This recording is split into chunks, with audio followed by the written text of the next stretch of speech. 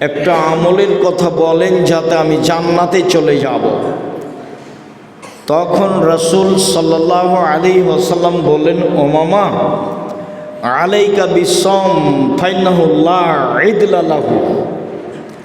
তুমি সিয়াম পালন করো। ইবাদতের জগতে সিয়ামের সমপর্যায়ের কোনো ইবাদত নেই।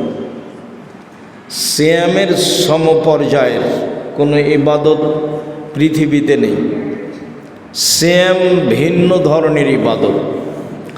সাহাল ইবনে সাআদ রাদিয়াল্লাহু তাআলা আনহু বলেন, রাসূল সাল্লাল্লাহু আলাইহি ওয়াসাল্লাম বলেছেন, আল জান্নাহ লাহা সামানিয়া আবওয়াব মিনহা বাবুন ইসমুর রায়ান লা ইয়াদখুলুহা ইল্লা সাইমুন ইযা দাখালা আখিরুহুম উগলিকা।